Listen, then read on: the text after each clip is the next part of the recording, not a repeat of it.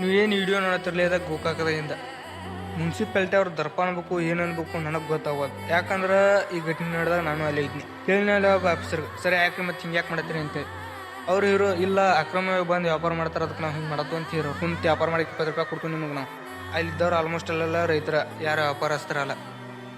ನಾವು ಅವ್ರಿಗೆ ಹೇಳಿದಂದ ಮತ್ತು ಈಗ ದೊಡ್ಡ ದೊಡ್ಡ ಮಾಲ್ಗಳ ಕಟ್ಟಡಗಳು ಅಕ್ರಮವಾಗಿ ಕಟ್ಟಿ ವ್ಯಾಪಾರ ಮಾಡ್ತಿರ್ತಾರೆ. ನಿಮ್ಗೆ ಗೊತ್ತಿರೈತಿ ಕಟ್ಟಕ್ಕೆ ಪರ್ಮಿಷನ್ ಕೊಟ್ಟಾರ ನೀವು ಇರ್ತೀರಿ. ಅಲ್ಲಿ ಹೋಗ್ರಿ, ಹೋಗಿ ಅಂಗಡಿಯಾಗ ಏನೇನು ಬೆಲೆ ಬಾಳೋ ವಸ್ತುಗಳು ಇರ್ತಾವಲ್ಲ ಅವ್ನು ತಂದು ನಿಮ್ಮ ಕಸದ ಗಾಡಿಯಾಗ ಉಕ್ಕೊಂಬರಿ.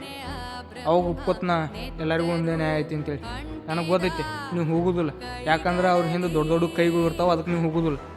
ಮತ್ತು ಎಲ್ಲರೂ ಹೇಳ್ತಿರ್ತಾರೆ ಎಲ್ಲರಿಗೂ ಸಮಾನವಾದ ನ್ಯಾಯ ಐತಿ ನಮ್ಮ ಸಂವಿಧಾನದಾಗ ಅಂಥೇಳಿ. ಹಿಂಗೆ ಮಾಡ್ರೆ ಎಲ್ಲೈತಿ ನ್ಯಾಯ? ಅವ್ರಿಗೊಂದು ನ್ಯಾಯ ನಮಗೊಂದು ನ್ಯಾಯ ಅಂತ ಹೇಳಿದ್ರೆ ಎಲ್ಲೈತಿ ನ್ಯಾಯ? ಪಾಪ ರೈತರು ಏನು ಮಾಡ್ಬೇಕು? ಪ್ರತಿಯೊಂದು ವಿಷಯಕ್ಕೂ ಈ ರೀತಿ ಮಾಡಕ್ಕೆ ಅಂದ್ರೆ ರೈತರು ಏನು ಮಾಡ್ಬೇಕು? ಎಲ್ಲೈತಿ ನ್ಯಾಯ ಹಂಗಾರ?